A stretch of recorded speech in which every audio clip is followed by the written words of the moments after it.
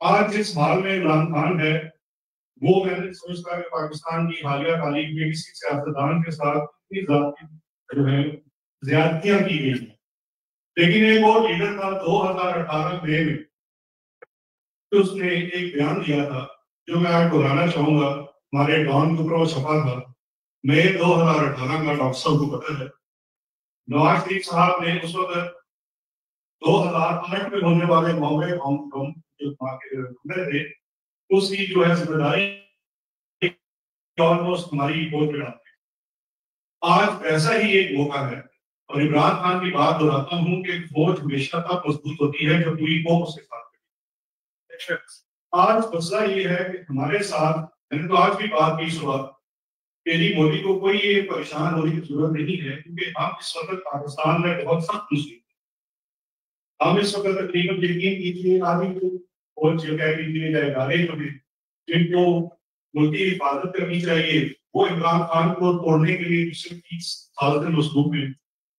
जो बाकी उनके पास टाइम बचता है वो फिर सोशल मीडिया को चुप कराने में लग जाते हैं, सहाफियों को करवाते हैं, अपने मुल्क से सहाफियों को उठाया जाता है। अगर कोई सहाफी कोई तहकीकाती रिपोर्ट करता है तो उसकी पूरे खानदान को उठा लिया जाता है। फिर तरीके साहब का सोशल मीडिया जो है वो फास्ट शामिल हर दूसरे रोज हमारे किसी न किसी सोशल मीडिया, आप एक्टिविस्ट कह लीजिए, जो सिर्फ शायद सोशल मीडिया में दो चार बातें करता है वो उठाया उसका बयान दूसरे होगी। और या फिर यहाँ पे जो बैरून मुल्क लोग मौजूद हैं उनकी फैमिली मेंबर्स को उठाकर उनसे ऐसे सोशल मीडिया के बयान दिलवाए जाते हैं कि जनाब हम इससे इलाके का इंतजार करते हैं, उसके इलाके का इंतजार। ऐसे हालात में मैं नहीं समझता कि ये कुछ हो सकता है कि जनाब हमारे कोई लोग वहां पे हमें हर सूरत एक यूनाइटेड फ्रंट दिखाना है और हमारा यूनाइटेड फ्रंट है और इसमें कोई दूसरी राय नहीं। लेकिन ये एक ऐसा लम्हा है, ये एक ऐसा सवालिया निशान है जो हमारे फैसला साजों को, जब हम से कोई भी उनको फैसला साफ कहता है तो बहुत कुछ लोगों को बुरा भी लगता है कि ये होते कौन है फैसला। मसला ये है कि इस वक्त बंदूकियों के हाथ में है, तोपियों के पास है, वो कुछ से फैसला साफ नहीं। लेकिन उन फैसला साजों को आज ये सोचना पड़ेगा कि आज पूरी कौम को मुतहद होकर आपके साथ खड़े होकर यक जुबान होते वक्त आपको ये कमी जरूर महसूस होगी कि आपने इस कौम को डिवाइड कर दिया है। और आपने इस कौम को कैसे डिवाइड किया है? आपने जब उसका मैंडेट उससे छीन लिया है, आपने जब उस कौम का हर दिल अजीज लीडर जो है जाली मुकदमात में जेल में बिठा दिया और मुल्क के ऊपर ऐसे लोगों को मुसल्लत कर दिया है जो किसी तौर भी पाकिस्तान की नुमाइंदगी ना पाकिस्तान के अंदर करते हैं और ना ही पाकिस्तान के बाहर कर सकते। आज आपके ऊपर जो पहला सिलसिला भारत ने शुरू किया है उन्होंने उसको कहते हैं, हमने उसको वॉकआउट कर रहे हैं। ये पहली चीज है जहां में आपको सोचना पड़ेगा, आपको एक दफा इकट्ठा होना पड़ेगा और कौम को इकट्ठा करना पड़ेगा और आपको अपनी इस खुदा की माफी मांगनी पड़ेगी जो आपने अपनी आवाम के साथ।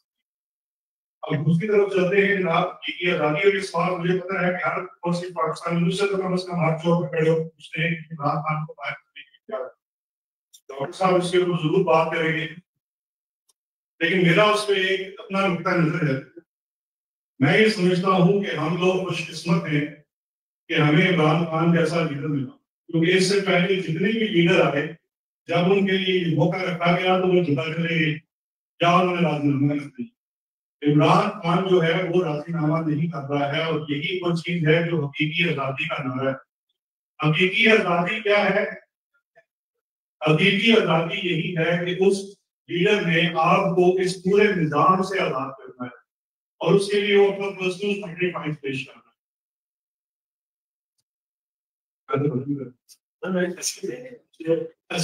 तो ये जो आप बहुत बड़ी जंग लड़ रहे हैं, आप उसके अंदर हर चीज के अंदर आप फाइट कर रहे हैं।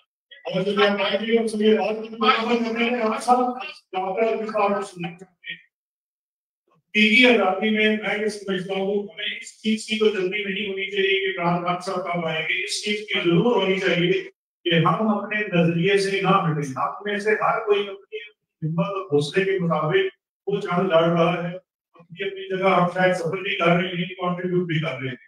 हमारा नजरिया यही होना चाहिए कि इमरान खान ने जो हकीकी आजादी की जंग शुरू की कि पाकिस्तान में जमहूरियत, सही असल जमहूरियत की बहाली होगी, कठपुतली जमहूरियत नहीं होगी, आजाद इलेक्शन होंगे और फौज अपना असली काम करेगी और सियासतदान अपना असली काम करेंगे, तो वही हकीकी आजादी होगी। आप सब लोगों का बहुत शुक्रिया। इससे पहले हमेशा हम मैं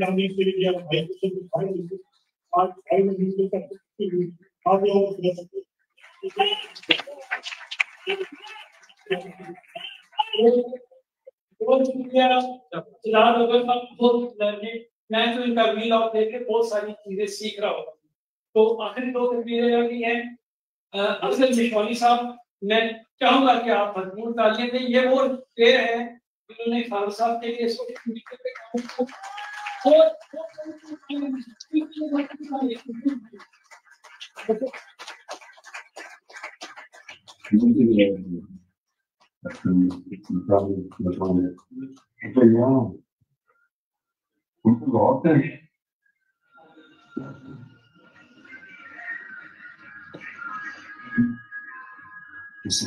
ज्यादा जरूरत हमें सोशल मीडिया की।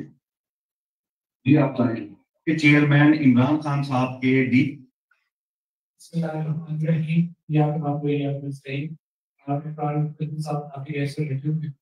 और लेकिन आप सब लोग पाकिस्तान में दुनिया भर में जितने पाकिस्तानी हैं उन्हें सुनना चाह रहे होंगे। आज का जो मौजूद था इस कन्वेंशन का, वर्कर कन्वेंशन का, वो था कि इंसाफ और हकीकी आज़ादी के 29 साल। पाकिस्तान तहरीक इंसाफ जब बनी उसका मंशूर था इंसाफ, इंसानियत और खुददारी। उस पर डॉक्टर साहब क्योंकि सेक्रेटरी जनरल भी रहे हैं पार्टी के और हमारी गवर्नमेंट के प्रेसिडेंट ऑफ पाकिस्तान बने और ये क्लोजली बड़ा खान साहब के साथ काम करते रहे। पार्टी पे हर लेवल पे काम किया, पार्टी के वर्कर्स को जानते, पार्टी की वर्किंग को जानते, तो उसके लिए डेफिनेटली रोशनी डालेंगे। लेकिन मैं यहाँ पे सिर्फ एक चीज ऐड करूंगा कि इमरान खान ने 29 साल पहले जो अपना एक मंशूर किया था इंसाफ, इंसानियत और खुददारी का, आज वो जेल में बैठा हुआ है, तकरीबन 2 साल होने लगे। आज भी अगर उसकी ट्वीट उठा के देखें, उसमें ये नहीं लिखा होता कि मुझे जेल से आजाद करवाएं, ये नहीं लिखा होता मेरी अहलिया को जेल से आजाद करवाएं। वो अपने लिए कुछ नहीं मांगता। उसकी ट्वीट कोई पढ़े, उसका कोई बयान आता है, उसके अंदर यही चीजें आपको दिखाई देती हैं। रूल ऑफ लॉ पे बात करते हैं, इंसाफ की बात करता है। आज उसकी ट्वीट जाके पढ़े, वो इंसानियत पे बात करता है। जो अफगान मुहाजिरीन को जिस तरह से निकाला जा रहा है पाकिस्तान में, उस पर आज उन्होंने बात की है। इसी तरह खुददारी की बात आज क्योंकि इंडिया की तरफ से एक बार फिर जारी है की बात हो रही है, तो आज आपको इमरान खान फिर से याद आ रहा होगा क्योंकि इमरान खान हमेशा खुददारी की बात करते हैं, पाकिस्तान की खुददारी की। आपको याद होगा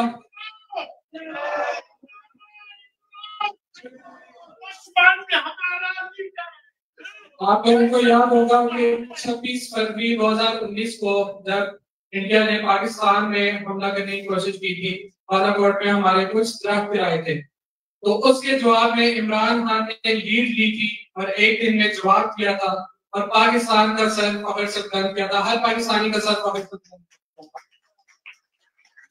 था। आज भी पाकिस्तान को इसी तरह के खतरे का सामना है। इस टाइम ये मौका है हमारी आर्मी के पास भी, इस्टेब्लिशमेंट के पास भी, दोबारा से इमरान खान के पास जाएं। वो पूरे पाकिस्तान का लीडर है, पूरी कौम का लीडर है, ताकि उससे गाइडलाइंस दें, उसके साथ मिलके एक कौमी दायरा अमल बनाए और जो जो अपनी आईनी हदूद में रह के सारे काम करें। और पाकिस्तान की तरफ से एक बेहतरीन जवाब जाना चाहिए, लेकिन जब तक इमरान खान को ऑन बोर्ड नहीं लेंगे, जिसके पीछे पूरा पाकिस्तान खड़ा है, तब तक कभी भी पूरे पाकिस्तान का एक यकजहती का मैसेज कभी भी नहीं आ सकता। Thank you very much. अब डॉक्टर साहब आप लोगों से बात करेंगे, ये सारी चीजें इनके सामने हुई थी, ये आपको बताएंगे अभी। Thank you very much. मेरी रिक्वेस्ट है कि आप सब खड़े होके डॉक्टर अली खान साहब के लिए बहुत सारी मुश्किलात सही हैं और कुछ सवालों के जवाब भी आपको देंगे। प्लीज अगर आप खड़े होके इनके लिए ताली बजाएं। डॉक्टर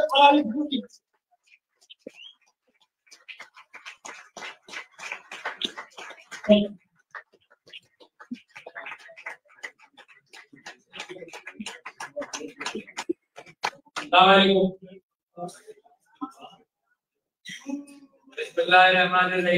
सा वेट कर रहे हैं।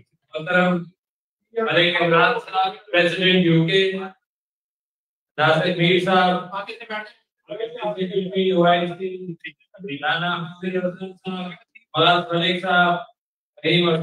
मलिक साहब, और सारी दोस्तों, अस्सलाम वालेकुम। आज जो सबसे बड़ी चीज थी और है वो है कि यौम तासीस पार्टी कैसे बनी। बहुत सारी बातें शायद पता नहीं, एनेक्डोटल गुफ्तगू होती है तो लोगों का दिल भी लगता है। तो पार्टी को वहां से शुरू करें कि यहाँ एको आ रही है, कोई बात नहीं, आप आ रही होगी मेरे कान में मेरी आवाज।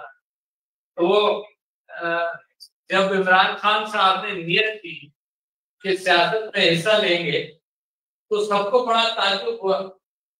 अच्छा, और मैं खान साहब से मिला जरूर था क्योंकि इमरान खान साहब अब तक के हीरो रहे और क्रिकेट के अंदर हम भी बड़े गौर से फॉलो करते थे।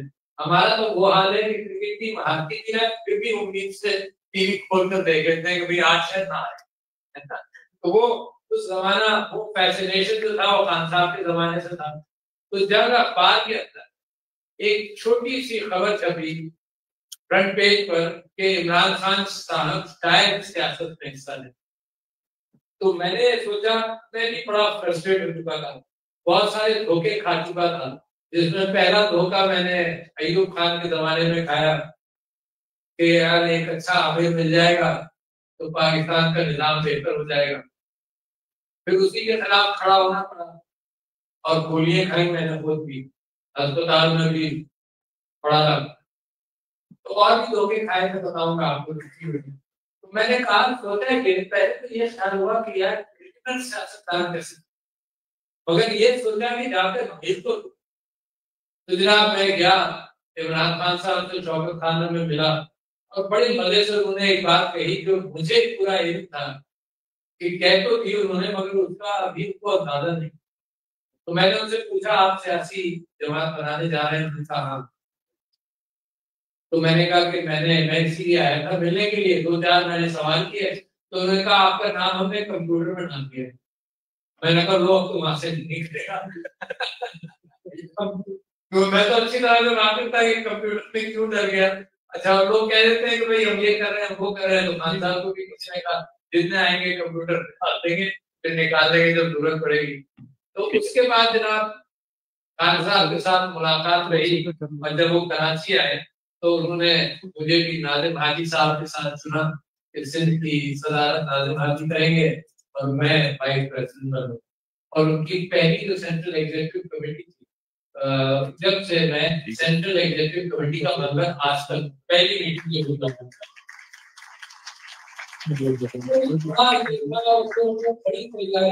बड़ी मीटिंग हुई कि पार्टी कैसी होनी चाहिए। इसके आपके लिए जरूरी है कि पार्टी का इंतखाब इमरान खान साहब का अपना इंतखाब। वो एक जमाना था इमरान साहब खान की कि जब वो तकरीर नहीं कर पाते थे और मैंने एक प्रेजेंटेशन उनको दी कि तकरीर के ऊपर ये करना चाहिए, और अब माशाल्लाह वो तकरीर करोड़ों के सामने करते हैं और लोग करते हैं उनके साथ। मगर उसने सीखी, क्रिकेटर। अच्छा, वो लोग उनको ताना देते रहते थे कि क्रिकेट, आप क्रिकेट के एक्सपर्ट आप हैं, कैसे थोड़ा आपको सिखाएंगे। तो अल्टीमेटली चंद ही सालों के अंदर वो कैफियत आई कि इमरान खान सियासत में हम सबसे ज्यादा जानते, उसकी अंडरस्टैंडिंग, उसका कौम की नफ्स पर हाथ, और उसके उसी गुफ्तगू के अंदर मैं समझता हूँ सोशल मीडिया भी आता। I have never seen a person जो इतना स्ट्रॉन्ग कि उसको अंदाजा हो कि सोशल मीडिया का कौन किलर सबसे ज्यादा बड़ा सोशल मीडिया को और सोशल मीडिया के जरिए न कौम की नफ्स को पहचानने वाला दुनिया में इस वक्त इमरान दुनिया।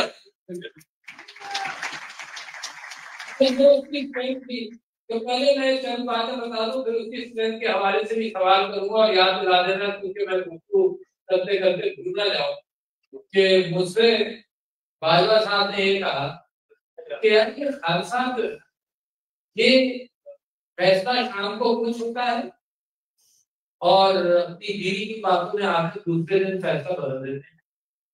अच्छा, तो मेरे मुताबिक तो हो सकता है कि मैं बीवी की बातों में आ जाऊं, मगर खान साहब से मैंने पूछना जरूर था, तो बताऊंगा आपको बाद में। तो ये डिस्टिंक्शन के ही evolve with time and social media. वो कैफियत के खान साहब का जमाना था कि वो ईमेल मैं भेजता था दफ्तर में और मैं किसी से कहता था कि प्रिंट करा कर इनको दिखा दे। बट ऐसा जमाने से हम गुजरे हैं कि गली के अंदर गाड़ी गई, खान साहब के साथ हम कराची से सफर करते हुए अंदरूनी से जा रहे हैं और गाड़ी गली के अंदर गई और जलसा होने वाला है। ऐसा जलसा, लोगों ने कहा कि जिससे जलसा कराया था उसने कहा था कि 10,000 वोट नहीं देते। तो हम उस जमाने बड़े मुतासिर होते थे, यार 10,000 इसी जेब में, ये पार्टी में आ गया तो हमारे भले न्यारे हो जाएंगे। तो जहाँ गली में हम जा रहे हैं तो बच्चे साथ नारे लगाते हुए बच्चे गली के अंदर घुसते हैं, यहाँ 40, 50, 60 बच्चे हैं और जब जलसे गाह में पहुंचते हैं तो 30 आदमी है और 40, 50 बच्चे हैं। मगर उस आदमी का आप कमाल देखें, वो भी जिद्दी बसे इस बात में कि कौम के लिए कुछ करना है। और मैं समझता हूँ ये कौमों की खुशकिस्मती होती कि ऐसा लीडर आपको मिल जाए जिसके दम से फिर लोग इतनी मोहब्बत करें और जिसका खुद इतना कौम के साथ। अच्छा, उसमें मुझे आपसे कहने की जरूरत नहीं है, हम सब एक दूसरे को रिमाइंड करते रहे कि सबसे पहले उसने शौकत खाना बनाया, कोई सियासत से ताल्लुक, पैसे खत्म हो गए तो उसने वो पासपार वालों के साथ मिलकर वो तहरीक चलाई जिसमें 1-1 रुपया 10-10 रुपए लोग स्कूलों के बच्चे जमा करते। And he lived with that, he had no idea about, he didn't want to be in politics.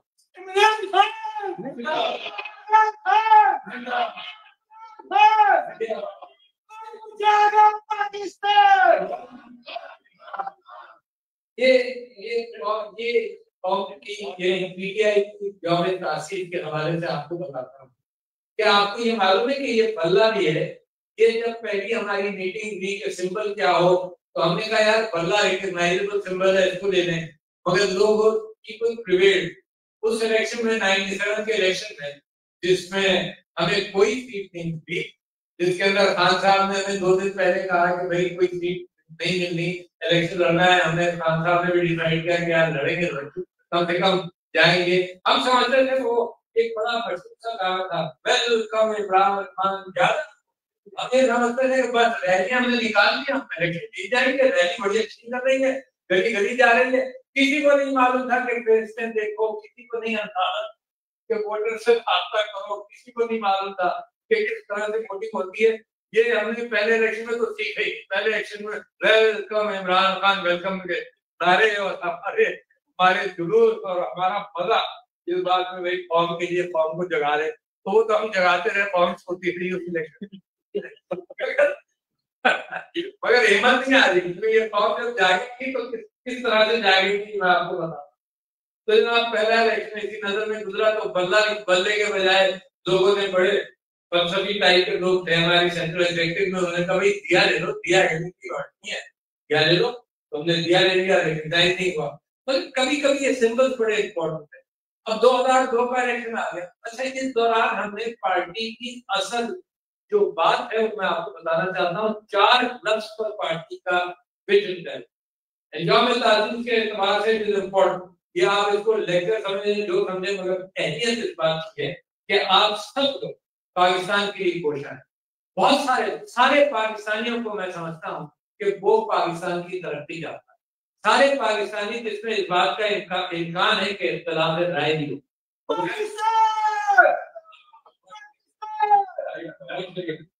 हम डाइग्रेस कर रहा हूँ किसी नारे की बुनियाद पर कि हम और इमरान खान साहब गए अर्दोगान साहब से मिलने तो 11 तो अर्दोगान साहब उस वक्त प्राइम मिनिस्टर थे।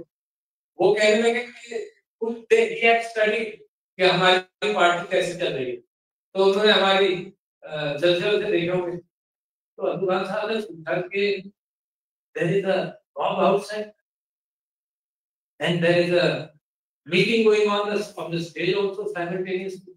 Why can't you show Imran Khan alone on the stage? अच्छा, हमारे लिए तो बड़ी ताकत, हमने इमरान खान को अपने साथ दिखाना, आज तक मुश्किल पड़ रहा है। हमने सीढ़ियां लगाई यहाँ, इमरान खान यहाँ से तकरीर करेंगे, फिर भी हमारे लोग इतने इमरान खान के साथ शौकीन हैं कि वो इमरान खान की सीढ़ियों पर खड़े होकर अपनी तस्वीर चाहते हैं कि वहां से निकले। बट इमरान साहब loves it, and that is why you continue to see some of this disorganization around him, क्योंकि उनकी सबसे बड़ी स्किल है लोगों को इंस्पायर करना। उनकी स्किल ये है कि लोगों को ऑर्गेनाइज करना। ये मुझ जैसे छोटे लोगों का काम है कि लोगों को ऑर्गेनाइज करें। एक लीडर होता है, लीडर की organisation skills are not there, his inspirational skills are there. Ronald Reagan के मुताबिक मशहूर था कि उसको नींद भी आ जाती थी कैबिनेट में, मगर उसने सोवियत यूनियन के डाउनफॉल को महसूस किया और फिर उसकी तरफ को लेकर चला। तो खान साहब की जो स्किल है वो ऑटो पर है। यानी ऑटो पर ऐसे हैं कि एक किताब है जो आप में से इकोनॉमिस्ट में पढ़ना, कि moral economy with Simon P Bowles, ये 2016 की किताब है। और मुझे बड़ा ताज्जुब रहा ये खान साहब का रिवाइवल कैसे, कौन सा रिवाइवल। ये जिन दिन रिजाइन करके गए तो मैं उन लोगों में से हूँ जो अपने आप को कभी कभी ये समझता है कि यार कोई अकलमंदी का मशवरा दे दूं। तो मैंने ये कहा कि खान साहब असेंबली छोड़कर बन जाए, और मैं गलत साबित हुआ। और मैंने कहा खान साहब अगर असेंबली छोड़कर जा रहे हैं तो अकेले जाइए, वो भी गलत साबित हुआ। खान साहब ने मुझसे कहा, एक फोन पर बात हुई, उसने कहा कि जी मैं जा रहा हूँ, जिसने आना है जिसने नहीं आना ना है। अब खान साहब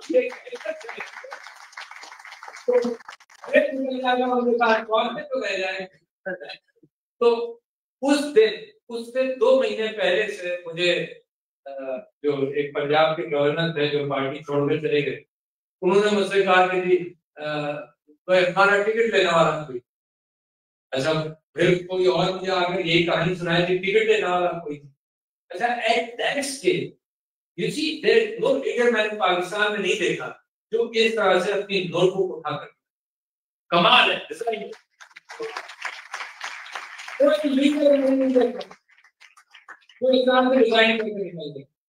अच्छा, at the lowest end of his popularity, वरना लोग सोचते हैं कुछ दिन और रहता है, ये जो इस पर 47 और 57 और पता नहीं कौन कौन सी हुकूमत बनी हुई है, ये तो यही सोच रहे थे कि शायद लोग इनको अहमियत देते। मुश्किल है, नजर नहीं आ रहा कहीं से भी कि इनको कोई लोग प्रोमिनेंस देंगे। ये अपना लोग लिखते हैं तारीख में अपना नाम रकम करते हैं। पर कुछ लोग हैं, मेरे दोस्त जनाब मिराज मोहम्मद खान, मेरे बुजुर्ग, बड़ा मजेदार एक फ्रेज कहते थे और यहाँ बहुत अप्रोप्रिएट, कि ये सब लोग तारीख के कूड़े करकट के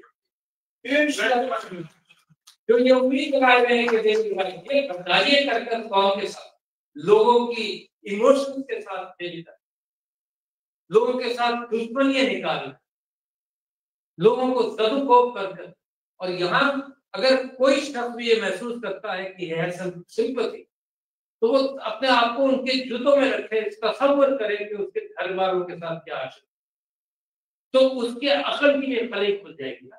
you have to imagine to be in the truth. ये क्या हुआ? लोग मुसलसल टेलीविजन पर बहस करते हैं कि जी आपने भी तो ये किया। अच्छा, क्या अरशद शरीफ को मारा गया? जी आपके जमाने में भी लोगों के साथ ये। अच्छा, चोरी करप्शन हुआ? जी आपके जमाने में भी करप्शन। ये कोई अजीब मिसाल है यार, फिर आपके जमाने में भी हुआ। जाहिर है यार, यहाँ कोई शख्स है जो हाथ उठा ले, जैसे वो हजरत ईसा कहते थे ना, who will cast the first stone. यहाँ कोई शख्स है जो हाथ उठाकर कहते कि मैंने जिंदगी में झूठ नहीं बोला। I would like to see him. क्या सब गुनाहगार। फर्स्ट फितना होता है कि जब आप अपनी बच्चों की शादियां करते हैं, जब आप कोई जजमेंट करते हैं, तो ये देखते हैं कि यार ये 10 पैगाम है, मिसाल के तौर पर मैं मिसाल दे रहा हूँ, यू मेक जजमेंट। जब आप कोई चीज एक्वायर कर रहे होते हैं, जब आप दोस्त बना रहे होते हैं, तब यही जजमेंट क्या जजमेंट करते हैं कि the best of the lot. तो बेस्ट ऑफ द लॉट के अंदर झूठे भी आएंगे मगर कम झूठा होगा, चोर भी आएंगे। That's how you make the judgment। ये थोड़ी के बैठकर आप कहें कि जी ये आप अपने घर में बुला लिया जनाब, आपने एक मौलवी साहब को बुला लिया, एक डाकू को बुला लिया, ये टेलीविजन पर नहीं होता था। ये गरीब आदमी बैठा है, उसके आगे बहुत बड़ा चोर है ना, और टेलीविजन का एंकर कहता है कि आई एम न्यूट्रल। अरे बस तुम कैसे न्यूट्रल हो भाई?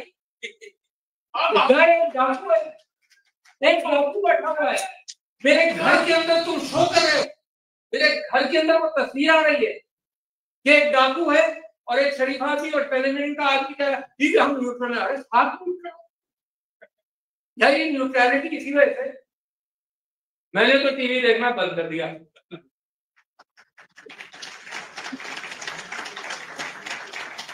मेरी बीवी देखती है अभी,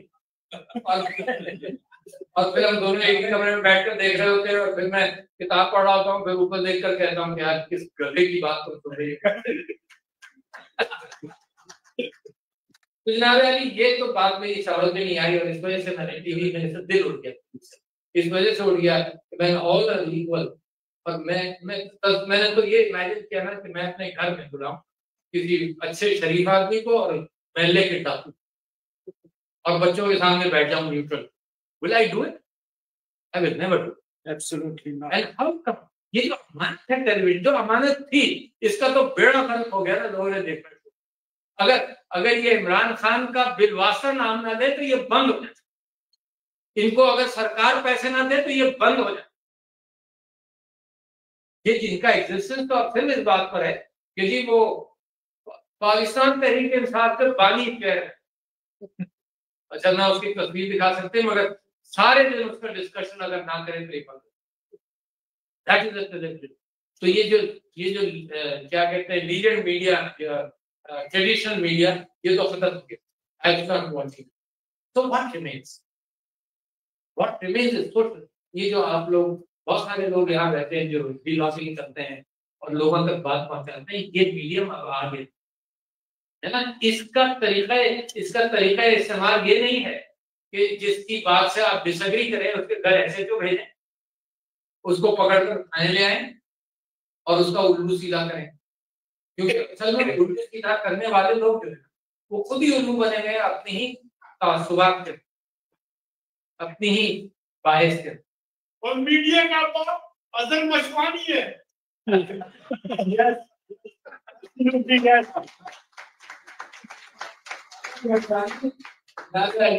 इमरान खान कहता है, इमरान खान जब सोशल मीडिया से अवेयर हुआ तो मैं उस बात पर ले आऊं, मेरी गुफ्तगू लंबी होती जाएगी मगर क्योंकि देखो जो अखबार में छपता है वो आप सब जानते हैं, जो जुल्म की कहानी है वो कुछ मैं आपके सामने गिनाऊंगा, क्योंकि मैं इंसानों को देखता हूँ और आप इंसान, और जो मैंने आपसे तकलीफ का इजहार किया और मुझे ये ताजुब होता है सारे अफ्रीका के मैं बोलता रहा, बातें करता रहा, स्टूडेंट्स की यूनिवर्सिटी में गया, Pakistani students, non Pakistani students, वहां पे सवाल हुए तो I met only 3 people who said they like PMLN, और मैंने उनको ये कहा कि भाई तुम वो 3 लोग हो जो अमेरिका में हजारों में मुझे मिले, तो तुम तो हीरो हो। ये इस तरह से कि मजाक है कि हालात में आपको मुतासिर किया हो, मजाक है उसूलों ने आपको किस हद पर असर किया हो। मजाक है आपने असल को अपनी जिंदगी में कोई अहमियत दी।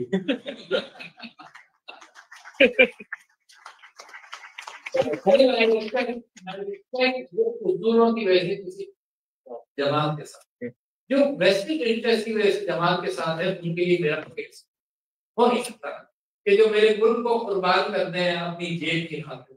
और मैंने बहुत लोगों को देखा जिन्होंने वेल्थ पाकिस्तान से बाहर गए, कोई किसी को पता यार आप लोग तो यहाँ रहते हैं, मुझे कोई तो जवाब दे दे कि ये हेल्थ की डिपार्टमेंट आए कहाँ से यार, आज तो इतने साल हो गए यार, बुकिंग की बात उसका जवाब ही नहीं मिला मुझे आज तक।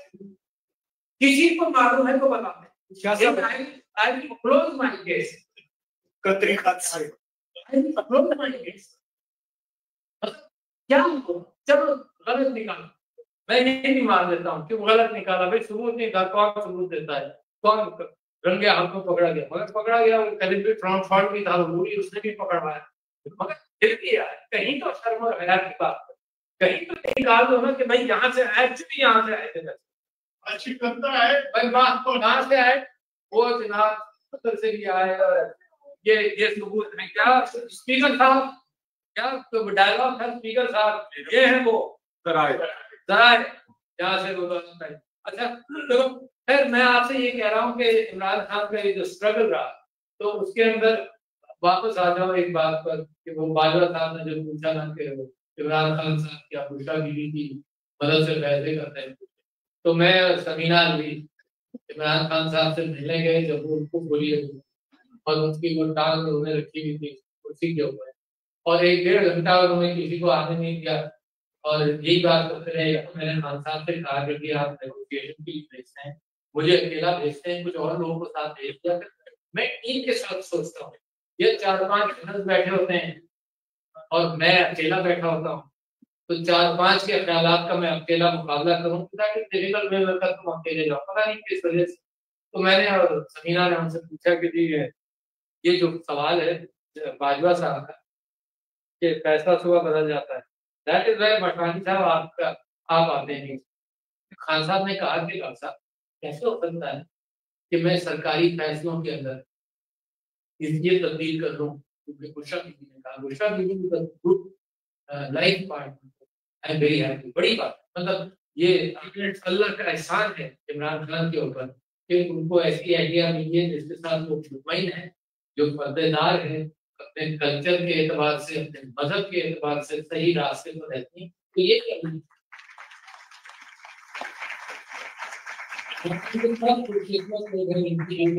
अल्लाह की नेमत है और वो बीवियां जिनके शौहर अल्लाह की नेमत है आपके लिए, this is God grace, this is very important.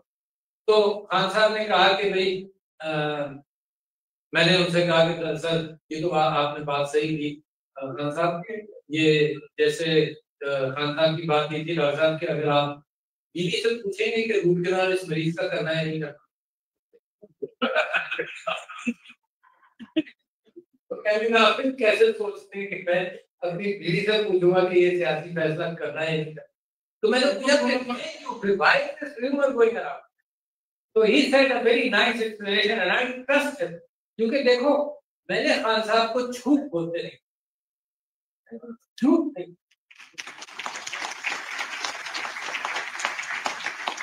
अच्छा आदमी है, अच्छी बात करता है और उसके अंदर एक फिर और खामी है कि जब सच्चा आदमी है सच्ची बात करता है तो वो बेईमान से हाथ भी नहीं मिलाता। मेरे लिए बहुत बड़ी मुश्किल थी भाई कि असेंबली में बैठे हुए बराबर में सब बैठे हुए, जिनको मैं जानता हूँ कि नंबरी चोर है वो भी मेरे बराबर में बैठे हुए, उससे सलाम दुआ हो जाती है। कल्चर हमें ये सिखाता है। इमरान खान को कम नॉट शेक हैंड। अच्छा मैं सोचता था क्या है क्या, अच्छा खान साहब को बुरा भी लगता था कि अक्सर ये चोर है। उस आदमी ने कैसे टेलीविजन पर कह दिया कि आरिफ अली अच्छा आदमी, वो चोर है, वो आरिफ अली के अंदर क्या देख रहा है।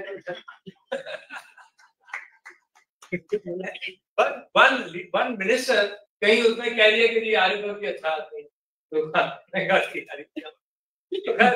कहने लगे कि मैं डॉक्टर साहब ये करता हूँ कि रात को जब घर जाता हूँ तो for 1 or 2 hours I look at the social और मैं देखता हूँ कि लोग क्या सोचते हैं और फिर सुबह जब उठता हूँ तो उठने के बाद फिर 1-1.5 घंटा मैं सोशल मीडिया पर गुजारा। जब सोशल मीडिया पर वक्त गुजारता हूँ तो मुझे पता चलता है जो फैसला मैंने किया या करने जा रहा हूँ उस फैसले के मुताबिक सोशल मीडिया में कोई गुफ्तगू नहीं होगी, because people don't know. But मुझे ये अंदाजा हो जाता है कि ट्रेंड क्या है, लोगों की सोच क्या है, क्या ये फैसला मैं कर सकता हूँ या इस फैसले को मुताखिर करूँ या इस फैसले को छोड़ूं और रीअसेस। तो दैट वाज हिज आंसर, क्योंकि वो सोशल मीडिया के किस तरह से फंसेगा, ये तो सोशल मीडिया का जमाना आ गया कि आपको डेली लाखों करोड़ों का एक इनपुट आपको मिल जाता है और ये मुसलमान है जो घबराता है इल्म से। या आपको बताऊं कि मैं एक बड़ी मिसाल बार बार देता हूँ, प्लीज अंडरस्टैंड कि जब न्यूटनबर्ग प्रेस बना 1440 में तो किताबें छपनी शुरू हुई। आपकी यूनिवर्सिटी ऑफ कैम्ब्रिज में उस जमाने में 1440 में 158 किताब, 158। अब जब प्रेस बन गया तो 1500 ईस्वी तक यानी 60 साल के अंदर तकरीबन 2 करोड़ पैम्फलेट्स और किताबें, तकरीबन 2 करोड़। और मेरे मुसलमान का क्या, मेरा मुसलमान कहता था ये फेक न्यूज, मेरा मुसलमान ये कहता था कि इससे मजहब के खिलाफ चीजें छपेंगी। तो इस्तांबुल में पूरी उस्मानी सल्तनत के अंदर कोई प्रेस बनने नहीं दिया गया, लगा नहीं, कोई प्रेस नहीं लगा। 300 साल मुसलमानों जरा सब सोचो, इस साइंस और रेनेसांस जो चेंज आया, जो यूरोप के अंदर आप देखते हैं, जो इंग्लैंड के अंदर देखते हैं, मुसलमान पीछे रह गया। 300 साल इंतजार करेगी साइंस आपका, क्यों? क्योंकि आप अल्लाह का नाम लेने वाले, क्यों? क्योंकि आप मेरे मोहम्मद की सल्लल्लाहु अलैहि वसल्लम के उम्मत की। Science and the world does not wait for you. अल्लाह सुब्हानहू व तआला ताकत उस कौम को देता है जो इल्म और अक्ल और हिकमत के एतबार से उरूज पाती है। नॉट द फैक्ट कि आप मुसलमान हैं। फॉर 300 ईयर 1730 में पहला प्रेस लगा इस्तांबुल में। फिर जब लाउड स्पीकर आया तो जनाब इसमें भी कोई जिन था यार, बेहूदी थी। टेलीविजन आया तो टेलीविजन जनाब खराब है। मैं I am speaking from a family which was conservative, और मैं आपको बता रहा हूँ, मेरे घर पर मेरी बहन बैठी है, मेरी साथियां बैठी हैं। मेरे घर पर जब हमारी शादी हो गई तो हमारे वालिद साहब ने अचानक एक दिन ये फैसला किया कि टेलीविजन तो बहुत ही खराब है, इसके ड्रामे, अल्लाह ताला मग़फ़िरत करे, बड़े पक्के मुसलमान आदमी थे, इसमें ड्रामे भी अच्छे नहीं होते, तो हमारे यहाँ टेलीविजन निकाल दिया।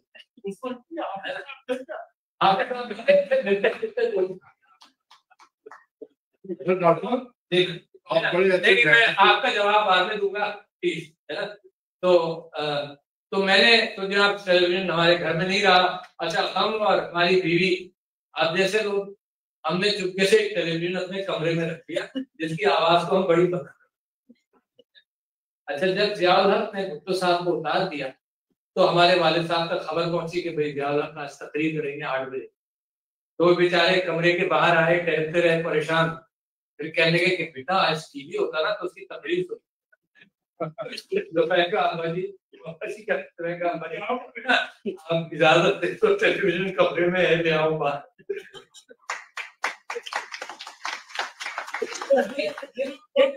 आपको मालूम सर सैयद अहमद खान आए कि मुसलमानों कुछ तो सीख लो, कुछ तो समझ लो। बड़ी मुश्किल से मुसलमान को एक की तरफ ला रहे। अच्छा, अब आप इतनी बहादुर कौम है कि आपने यूट्यूब पर बैन कर दिया भाई। 3 साल 4 साल 3 years and about 8 months YouTube ban कर दिया, और आप तरक्की कर रहे हैं साहब, यूट्यूब बैन है। अब ये ट्विटर आया, आप घबरा गए, आपने कहा ये तो सारी बातें खोल देता है और व्हाटएवर, उसमें फेक न्यूज़ भी। भाई यहाँ जर्नलिस्ट बैठे हैं, आप सबकी मैं इज्जत और कदर करता हूँ, ये जानते हैं फेक न्यूज़ हमेशा था। फेक न्यूज़ कुरान की आयत जो अभी इन्होंने कोट की, मैंने पार्लियामेंट में अभी पिछले दिनों ट्वीट किया था कि 2022 में या 21 में मैंने वही आयत कोट की। मैंने कहा यार फेक न्यूज़ है, और फेक न्यूज़ का तरीका यह है कि मजीद ओपन करो ताकि वो करेक्ट हो जाए। अच्छा, आप फेक न्यूज़ हमेशा, वेपन्स ऑफ मास डिस्ट्रक्शन क्या असली न्यूज़ था? फेक न्यूज़ था। वेपन्स ऑफ मास डिस्ट्रक्शन जिसकी बुनियाद पर ईरान भी तबाह हो गया, जिसकी बुनियाद पर सारी कहानी तारीख नई रकम हो गई कि मुसलमान को बिल्कुल बदनाम करके और उसकी ह्यूमैनिटी फेच की गई, यानी उसकी इंसानियत फेच की गई, उसको क्या कहते हैं कि उसको डीह्यूमनाइज किया। ये मगरिब की बड़ी बड़ी मिसालें हैं। मगरिब में बैठकर क्या इनको बुरा भला कहना, क्योंकि हम भी, हमारे कत्तूब भी ज्यादा अच्छे नहीं पाका खाना है ना। तो सिर्फ यहाँ की बात करना कि इन्होंने भी जिसको मारा उसको डीह्यूमनाइज। थॉमस जेफरसन ने ये लिखा अपनी किताबों के अंदर कि ये जो रेड इंडियन है ना, ये ह्यूमन नहीं है, ये बाइबल में भी बिलीव नहीं करते, ये किसी, इनके साथ कोई कानून हमें फॉलो करने की जरूरत नहीं, कोई मायदा फॉलो करने की जरूरत नहीं, डीह्यूमनाइज कर। ये जो काले हैं ना, ये these are not part of the human race, इनको डीह्यूमनाइज किया। कांगो में बेल्जियम का जो बादशाह था लियोपोल्ड II, उसने 10 करोड़ लोगों को मारा बिटवीन 1896 एंड 1905। 2 करोड़ लोगों को मारा डीह्यूमनाइज करके कि ये इंसान नहीं। तो वो पहले डीह्यूमनाइज करते हैं। आजकल गाजा डीह्यूमनाइज किया गया है ना। गाजा में इन्होंने कहा, ये बार बार कहा कि यार ये बच्चा दहशतगर्द बनेगा, इसको मारना चाहिए। ये कभी मुसलमान कहकर तो देख लेता। लिहाजा मुसलमानों का तरीका कार आप हैंडल कर सकते हैं। इस वक्त ट्विटर पर मिसाल के तौर पर मैं फेक न्यूज पहचान लेता हूँ, कभी कभी धोखा खाऊंगा और फेक न्यूज हद तक पहचान लेता हूँ। टेलीविजन पर आजकल क्या ऑनेस्ट न्यूज चल रहा है? कोई कहे, कोई हाथ धार कह दे नहीं सच्चा न्यूज, बिल्कुल सच्चा। बेचारे इमरान खान को पाकिस्तान टेलीविजन दिखा कर उसको परेशान किया, क्या नजर आता होगा पाकिस्तान टेलीविजन। आप लोग जो देखता हूँ रेगुलरली वो भी हाथ उठाकर बता देंगे, बड़े शौक से देखता हूँ पीटी। तो फेक न्यूज का भी मुकाबला एक इंटेलिजेंस के साथ हो सकता है। खैर जनाब की बात। अच्छा, आप जब सोशल मीडिया, एक और बात आपको बताऊं कि कुछ चीजें you are the first in Pakistan to do it, remember that. आपने पाकिस्तान की तारीख हर लेवल पर बदली है। आपको मालूम है सियासी जलसों में कौमी तराना सबसे पहले पीटीआई, सबसे पहले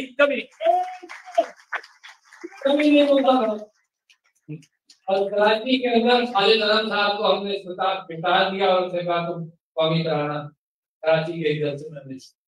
आपको मालूम है म्यूजिक कभी नहीं होता, कभी नहीं होता, never in the history of politics with music on the stage. हमने कब किया?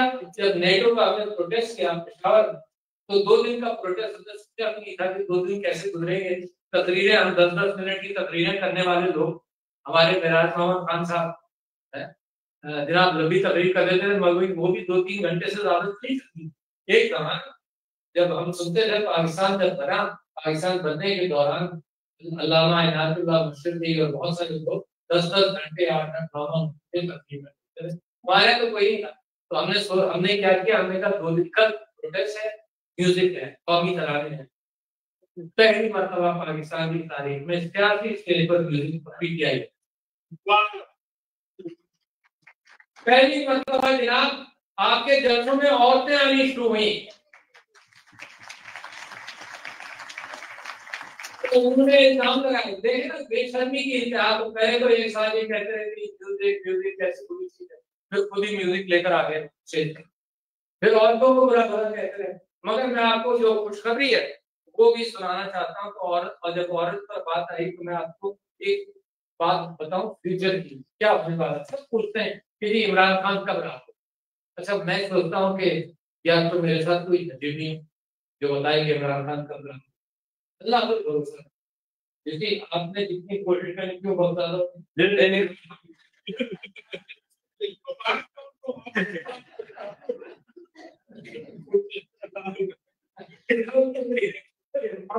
तो ना, बड़ी मजे की बात है कि मैं तो अच्छी तकरीर कर ही नहीं सकता था। खान साहब जब स्टेज पर होते थे, होता ही था कि सबकी तकरीरें इतनी लंबी हो जाती थी, यार इतनी लंबी तकरीर करना है, लोग मुझे सुनना है।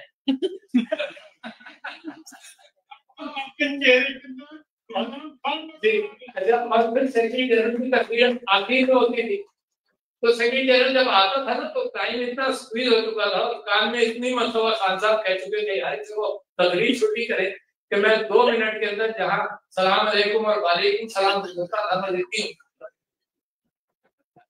तो जनाब मैं आपसे ये कह रहा था कि पाकिस्तान की तारीख देखो बहुत बड़ी चेंज आई, और उससे मैं आपको उम्मीद दिलाता हूँ। मुझे नहीं मालूम कि अल्लाह मियां ने ये मिक्सचर कैसे क्यों बनाया, I have no idea and I can't recognise कि इसका सलूशन क्या होगा। और वो मिक्सचर ये है कि इस वक्त सारी दुनिया की लीडरशिप के अंदर पिछले 70 साल से, मैं कह रहा हूँ 70 साल या 75 साल आप कह रहे, दूसरी जंग अजीम के बाद कोई लीडर ऐसा पैदा नहीं हुआ जिसकी 90% पॉपुलैरिटी हो। कोई लीडर तो मैं आपको मंत्री तौर पर एक तरफ ले जाना था। आप तारीख उठाकर देखें, आप बता दें मुझे कि किसकी पॉपुलैरिटी 90%। सर्वेस करना बंद कर, बैन हो गया ना 3-4 साल, नो सर्वेलेंस। सर्वेस होंगे तो पता चल जाएगा आपने सब क्या है। अच्छा जी, बड़ा खुश थे जिन्होंने शरारत करनी थी, वो क्या नाम लिया था, किस काजी का आपने नाम लिया था,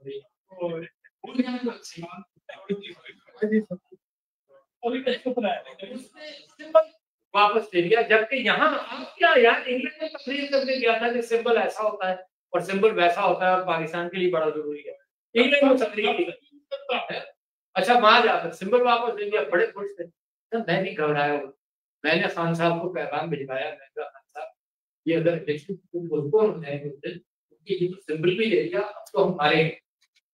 इमेजिन वो आदमी जेल में बैठे, देखो फर्क है ना, यही वो जो लीडर होता है वो प्रिंसिपल्स के आगे फिर अल्लाह पर भरोसा करता है। इसे डॉक्टर साहब एक दिन आगे नहीं जाना। यहाँ मैं परेशान था कि सिंबल भी निकल गया, क्या होगा। क्या बात की है डॉक्टर साहब।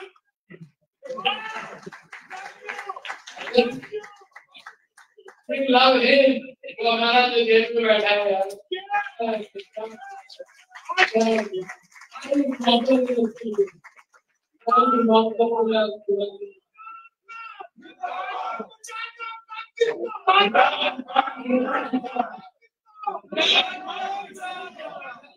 आप सब लोग बातें हैं कि जिस दिन इलेक्शन हुआ उस दिन मुझे और आपको कोई अंदाजा नहीं था सुबह क्यों होगा। मैं वोट डालने गया, जहां पर मैं जाता हूँ वोट डालने गया तो कोई लाइनें नहीं थी, लोग इक्का दुक्का आकर वोट डालकर जा रहे थे और 3 माह वो बैठे हुए थे उनमें। तो एक को मैंने पूछा कि भाई तुम कहाँ के हो, किसके हो, उसने कहा कि मैं पीपल्स पार्टी का हूँ। दूसरे को मैंने पास उसने कहा मैं मुस्लिम लीग से लगता हूँ। तीसरा बच्चा मैं उसको पूछा तुम किसकी पार्टी? पीटीआई। मैंने कहा हाल ही बहुत पैड़ा है, बहुत बुरा हाल है, पता नहीं क्या हो रहा है। और शाम को आपने देखा कि आप लोगों ने सब्सक्राइब कमाल, किसी को पता नहीं, कोई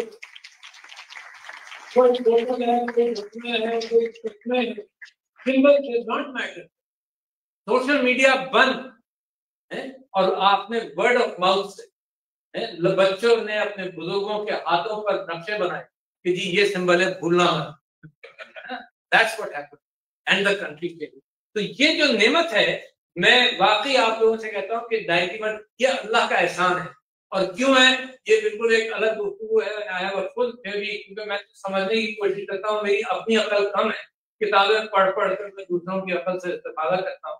तो I have a different theory कि किस वजह से, बट ये 91% पॉपुलैरिटी इज वेरी अनयूजुअल, या 90% समझना, या 80% समझना। मैं लाइसेंस देता हूँ कि इसको आगे पीछे कर।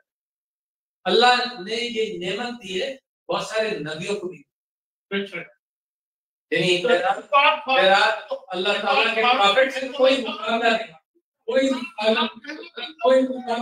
कोई मुकाबला नहीं इमरान खान को और किसी कोई मुकाबला नहीं। हम सब उनकी खाके पाकी बराबर है सारी नदियों। बट कुरान जो हमें बताता है उसी के हवाले से मैं आपके सामने बात कर रहा हूँ।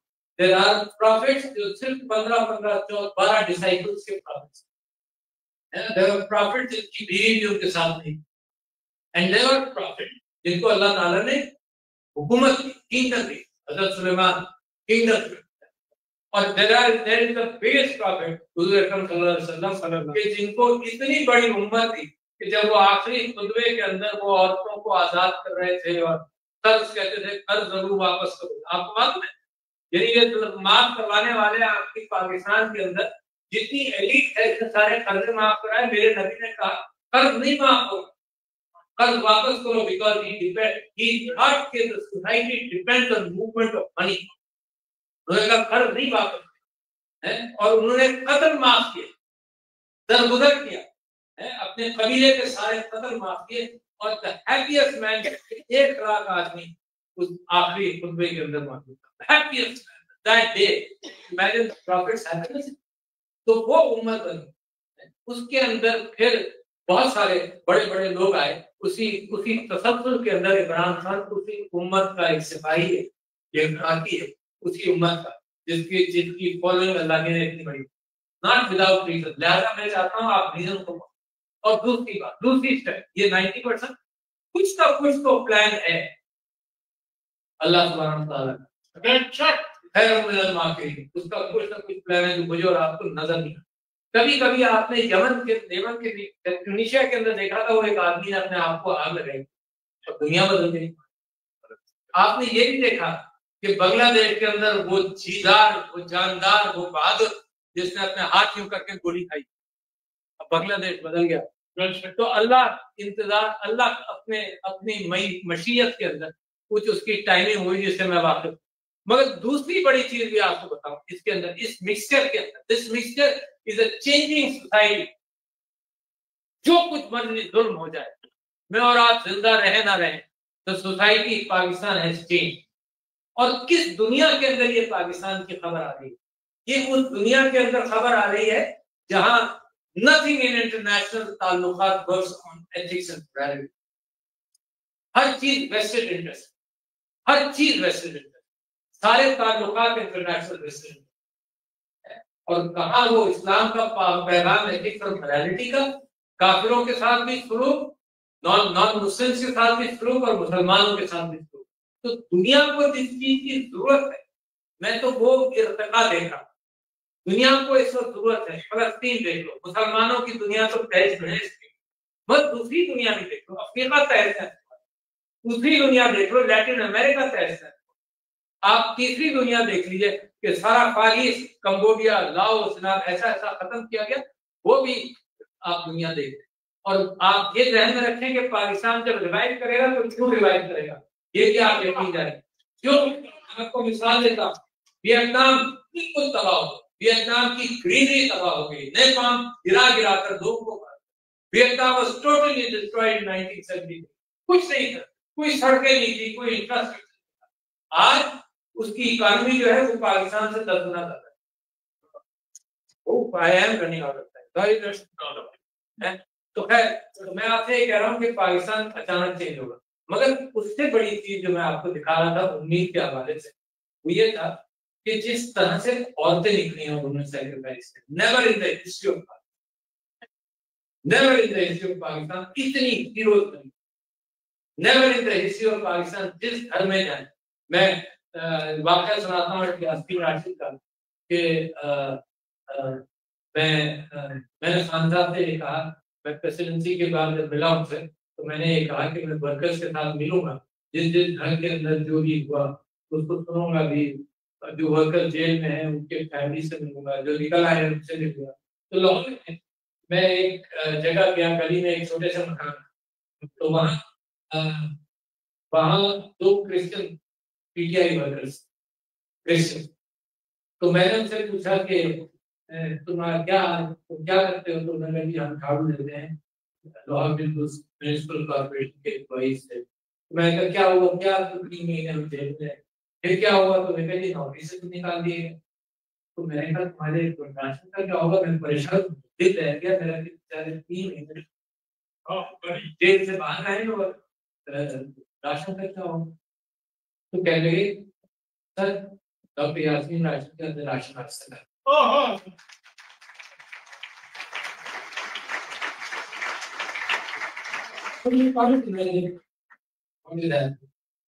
मैं एक फैसलाबाद में एक घर गया, और घर के अंदर मियाँ बीवी बैठे हुए थे, बेटा जो था वो जेल में, और महीने में एक मरतबा माँ जाकर मिलती थी उसको। तो माँ ने, वालिद साहब उठ कर गए, तो छोटा सा घर, टाट का दरवाजा, तो वालिद साहब अंदर गए, तो माँ ने कहा कि मैं आपसे एक बात करना चाहती हूँ, मगर इनके सामने नहीं कर, क्योंकि ये खफा हो गए। तो मैंने कहा क्या बात है? कहने लगी कि मैं जब भी बेटे से मिलती हूँ महीने में एक बार, तो मैं उसको कहती हूँ बेटा तुम्हारी नहीं दुआ कर। तो बेटा कहता है कि माँ कितनी मतलब तुम्हें? मैंने कहा कि मेरी भी दुआ मत करो, इमरान खान की।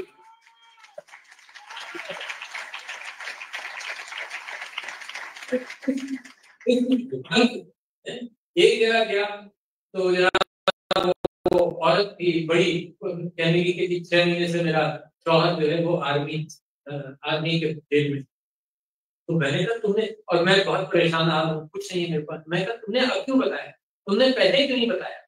तो उसने कहा मैं डरती थी, पहले अपने ससुराल में रही, फिर वहां पैसे खत्म हो गए तो मैं अपनी माँ, and she was pregnant when her husband was arrested, and she had this young baby, maybe 2 months old. She told me, और कहने लगी कि मैं तो डरी थी कि आर्मी में है, अगर आपसे मैं मिलूंगी या किसी से मिलूंगी तो ये मुझे और मिलने नहीं देगी। और कहने लगी मैं अपने घर से निकली, घर पर ससुराल में थी, वहां से अपने घर आ गई, और अभी मैं परेशान हूँ, मेरी माँ भी मुझको मेरी। और अब मैं आई हूँ क्योंकि मुझे डर ये था कि मैं पहले आ जाऊंगी तो और जेल में रखेंगे, मगर वो जेल में जब रखी रहे तो मेरे पास कोई चारा नहीं सवाए इसके कि आपसे आगे बढ़ो। तो these are not one story, there are at least. उस दिन कासिम सूरी साहब अमेरिका में मेरे साथ तकरीर कर रहे थे, तो उन्होंने कहा एटलीस्ट 30,000 FIR। आप इमेजिन करो हर एक की FIR पर कितना पैसा खाया, और आप इमेजिन करो कि इमरान खान जब आया था और अब कितना बिगाड़ और बढ़ गया। पुलिस वालों को मुंह को लग गई है, इन्होंने घरों में, पंजाब में खासतौर पर शीशा तोड़ा है, हर चीज, टीवी तोड़ा है, बच्चों को दिखाया है, वो चीखों पुकार के अंदर हर चीज चोरी की, घर के अंदर पैसा था तो पैसा चोरी की, मारा है लोगों। यार ऐसा क्या जुर्म कर दिया लोगों ने, ऐसा क्या जुर्म किया? प्लीज आंसर है नहीं बड़ी, कोई है कि डिफेंडर हो इसका? क्या जुर्म कर लिया, इतना बड़ा जुर्म कर लिया कि तुम इस तरह से मारो लोगों को? यार क्या पाकिस्तान इसलिए बनाया था कायदे आजम ने, या पाकिस्तान हमने क्या इसलिए बनाया था? क्या मेरा दिल नहीं कहता? मैं कहता हूँ हर घर की कहानी ऐसी है कि आपको रोना है। Can't you realize that? ये 10,000 15,000 जनाब FIR से 20,000 FIR, तो ये कहानी लंबी है।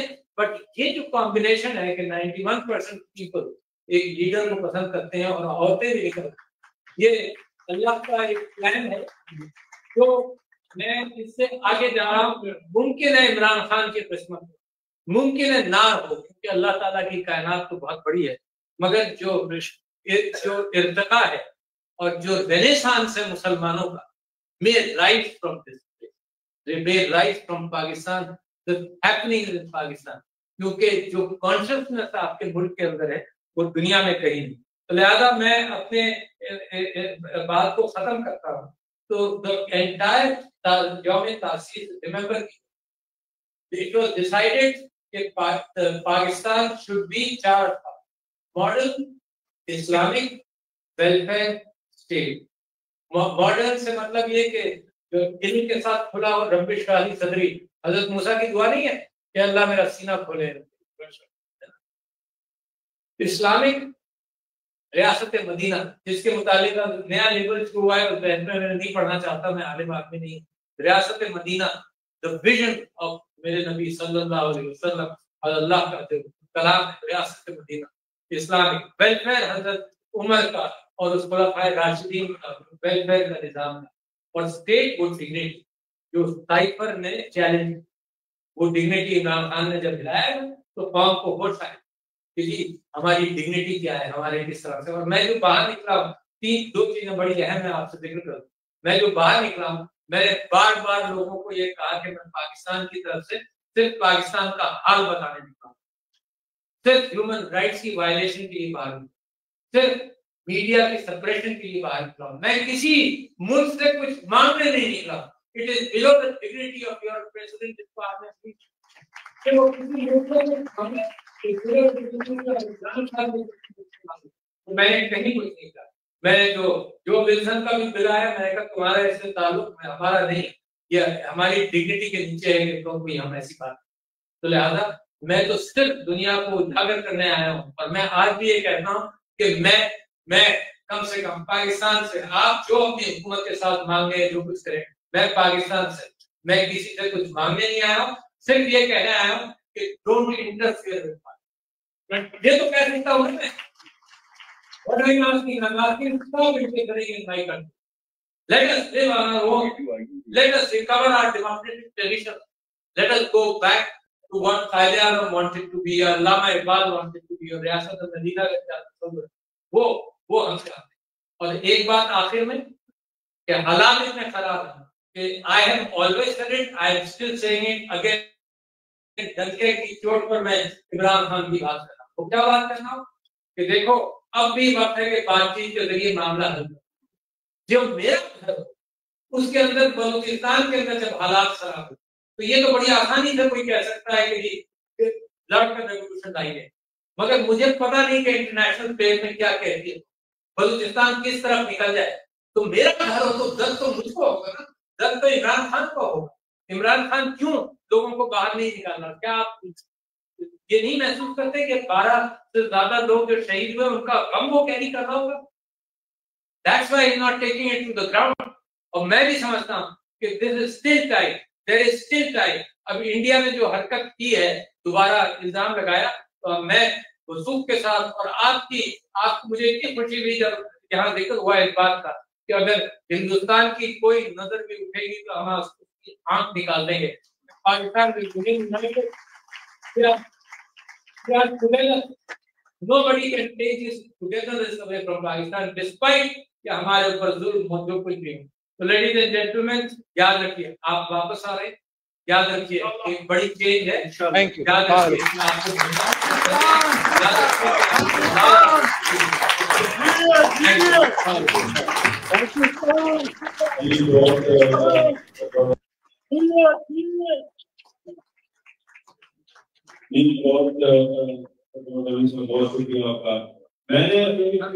मैंने कुछ चीजें एक दो नोट किए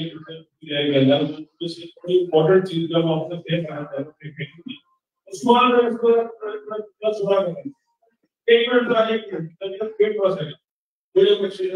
दो लोग से बोल रहे हैं वो ये कि मैंने एक चीज बड़ी फील की यहाँ पे मैंने कहा मैंने इतनी ड्रॉप साइलेंस कंसंट्रेशन के साथ ऑडियंस को सुनते हुए पहली बार देखा आफ्टर वेरी लॉन्ग टाइम, बड़े अरसे के बाद। और मैंने कुछ प्रॉब्लम साहब तो ये वो तरबियत है जो राज खान के साथ भी हुई है। They were so connected talking about साथ के लोगों से। So thank you very much। और कभी गाने के साथ काम किया और साथ खाना स्टार्ट किया सब के लिए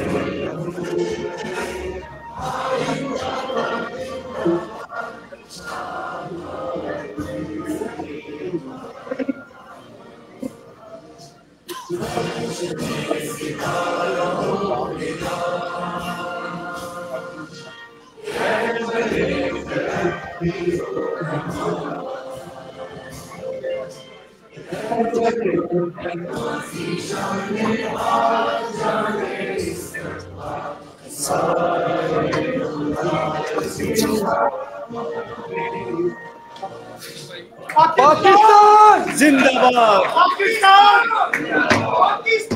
जिंदाबाद, जिंदाबाद।